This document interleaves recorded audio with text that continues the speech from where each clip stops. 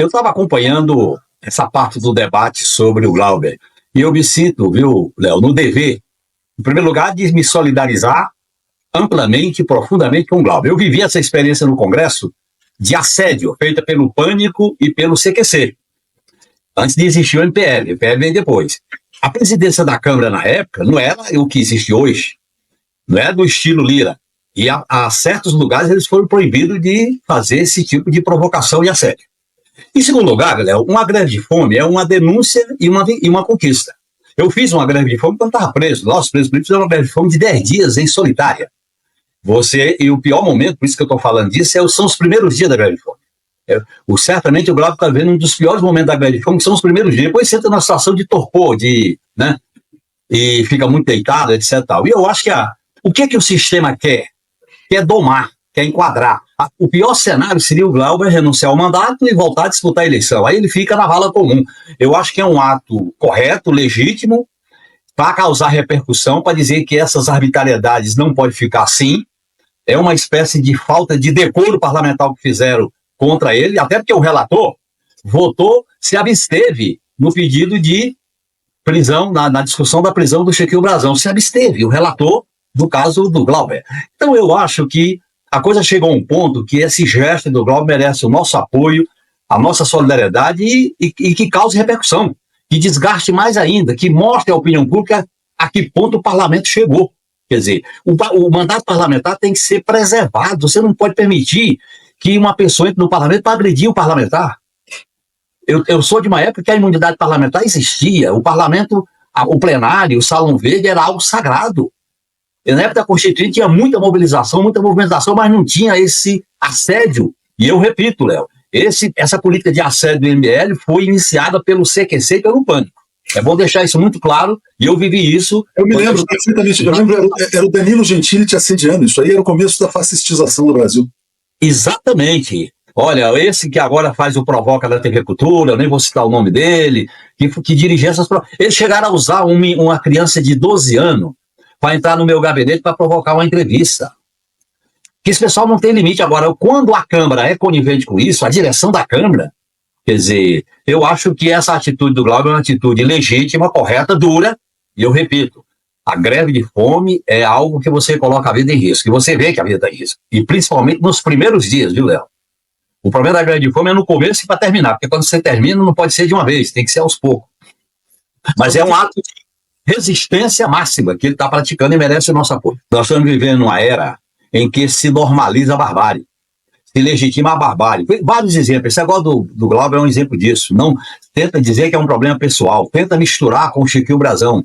Veja o que acontece com os palestinos na faixa de Gaza. Veja o que o Trump está fazendo nos Estados Unidos, nas universidades. Veja o que a extrema-direita fascista no Brasil quer fazer com a anistia antecipada. Eles estão fazendo, nessa lei da anistia, uma espécie de antecipação de um crime que ainda nem foi julgado. Então, eu acho que nós vivemos uma época em que a barbárie está se normalizando e nós temos que não aceitar a normalização da barbárie, não aceitar a legitimação desse tipo de barbárie. E a grande mídia, a mídia comercial, ela é especialista. Aliás, a orientação ideológica dela é exatamente normalizar tudo. Tudo é normal, o Bolsonaro é normal. Eles normalizaram o Bolsonaro quando ele era um espetáculo do baixo clero. Foram normalizando, o cara virou presidente da República. Eles vão normalizando as coisas, é senso comum. Então eu acho que a gente tem que se revoltar contra esse estado de coisas. É no Brasil, é no mundo, é em todo canto. Olha o que o Milei está fazendo na Argentina. Olha aqui no Brasil a extrema-direita com a lei de anistia. Olha o que o Trump está fazendo nos Estados Unidos. Olha o que estão fazendo no Oriente Médio. Essa barbaridade está se normalizando. A esquerda não tem que gritar. A esquerda tem que se diferenciar. A esquerda não pode se misturar e aceitar que isso seja normal.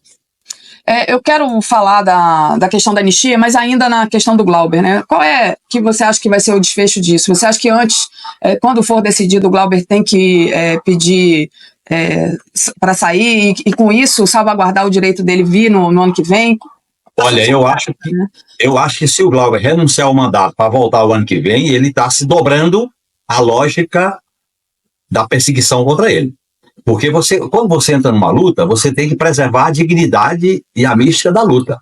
Eu discordo se ele for por esse caminho. Segundo, eu acho que ele tem que ir para a greve como denúncia da situação, tá certo? E como instrumento de pressão, eu acho que tem que haver manifestações em torno da solidariedade ao Glauber, onde, por exemplo, eu participei de um ato no Largo São Francisco, no 11 de agosto, da Faculdade de Direito, para lançar a campanha por um plebiscito, que envolve a questão da jornada, a questão da taxação dos super ricos e a questão da isenção. E o tema Glauber foi muito bem colocado lá. Então, eu acho que nós temos que... É uma bandeira que tem que ser colocada, a solidariedade militante, porque o que está acontecendo com o Glauber não é uma questão individual.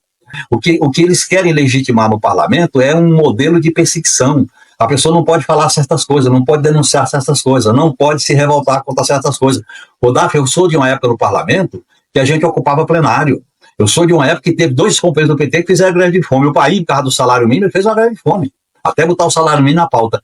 E um companheiro do PT do Maranhão, por causa da vitória, da campanha eleitoral do Flávio Dino, quando ele disputou pela primeira vez o mandato de governador. Então, o parlamento já foi ocupado, o parlamento já foi democraticamente pressionado. O que eles estão querendo é que o parlamento vire uma casa apenas controlada pela normalização da direita.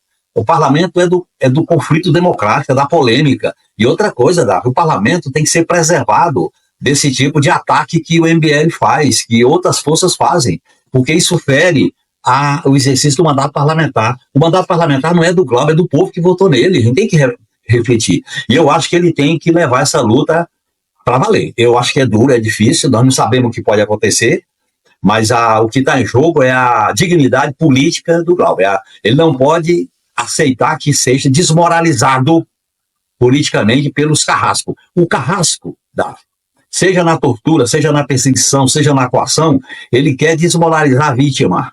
Ele quer matar a vítima. Quando não mata fisicamente, mata a reputação, mata a imagem. Então, eu acho que o que está em jogo nessa questão do Glauber é uma coisa muito séria.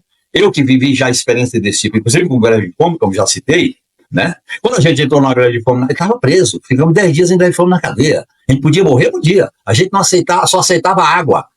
E eles viam, a gente não aceitava botar soro, porque a gente estava numa resistência. E causou muita repercussão, porque foi na época da eleição de 74, quando o MDB de então teve aquela grande vitória. Então, é uma luta. Lamentavelmente, se chegou a esse ponto de colocar a vida numa luta. Aliás, existem várias experiências internacionais de que a greve de fome é uma forma de luta que tem sua legitimidade. Não é um problema pessoal do Glauber, é um problema da esquerda, é um problema do rumo político para enfrentar esse centrão e essa extrema-direita.